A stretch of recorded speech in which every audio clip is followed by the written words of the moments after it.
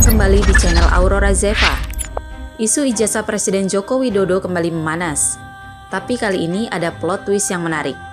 Kemarin, saat ditanya wartawan soal para tersangka penyebar isu ini, Jokowi memberikan jawaban yang sangat skakmat. Beliau bilang, kalau soal memaafkan, itu urusan pribadi saya. Tapi kalau urusan hukum, itu bukan urusan saya. Artinya apa? Jokowi ingin menegaskan bahwa meski secara personal beliau tidak menaruh dendam, supremasi hukum harus tetap tegak. Beliau bahkan menyatakan siap hadir di persidangan untuk menunjukkan ijazah aslinya, mulai dari SD sampai S1 di depan hakim. Sebuah tantangan terbuka untuk mengakhiri drama menahun ini. Urusan maaf memaafkan itu urusan pribadi. Urusan hukum ya urusan hukum. Prosesnya biar berjalan apa adanya. Ya. Berarti walaupun memaafkan, proses hukum tetap berjalan juga ya Pak? Sekali lagi, urusan maaf memaafkan itu urusan pribadi. Kalau urusan hukum ya urusan hukum. Kita hormati proses hukum yang ada. Namun yang jauh lebih menarik perhatian adalah apa yang terjadi di internal kubu penggugat. Ibarat perang saudara, tim pengacara mereka kini saling sikut. Eli Danetti, salah satu pengacara senior di tim tersebut, mulai melunak. Kenapa? Karena setelah melihat langsung ijazah asli di Polda Metro Jaya, beliau secara rasional mengakui keasliannya. Tapi apa balasannya? Beliau justru dikonfrontasi oleh rekan timnya sendiri, seperti Abdul Ghafur. Elida pun tak tinggal diam. Ia menyebut rekan-rekannya hanya menggonggong tanpa dasar fakta dan hanya mengejar kepentingan tertentu. Terlihat jelas ketika fakta asli mulai muncul, soliditas mereka yang dibangun di atas narasi lemah mulai runtuh. Dari semua yang berkomentar sekarang, yang menggonggong sekarang itu ya, kami duluan yang menggugat. Kalian baru hari ini baru menggonggong tanpa dasar. Jangan sembarang gonggongan. Ya, saya berstatement sesuai dengan kapasitas saya. Saya melihat ijazah itu asli dari fotokopi yang beredar oleh Sandi. Pahami itu. Ada watermark, ada, ayo kita buka nanti.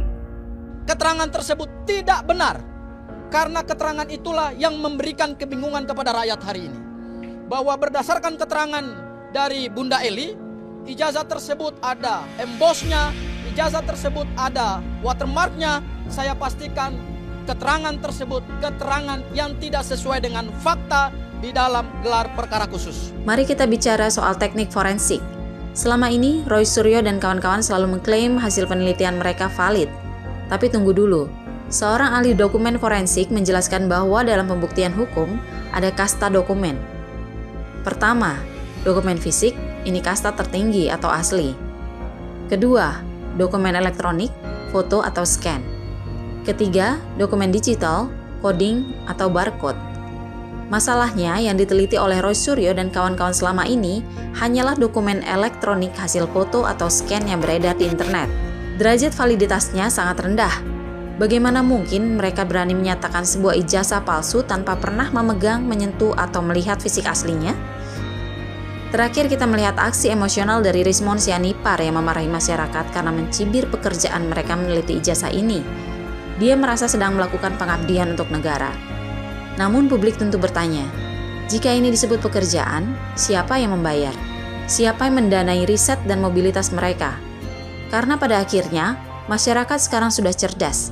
Mereka tidak bisa lagi dibodohi dengan eksperimen atau penelitian yang objeknya saja salah sejak awal. Apa jawabanmu rakyat? Apa kalian cuma scrolling HP dan berharap perubahan Indonesia turun dari langit? Lihat kami nih, model sendiri, panas-panasan, keringat-keringatan nih. Saya nggak tahu, udah basah selalu. Ya, jauh dari Sumatera Utara. Terus kalian scrolling, HP, mencibir,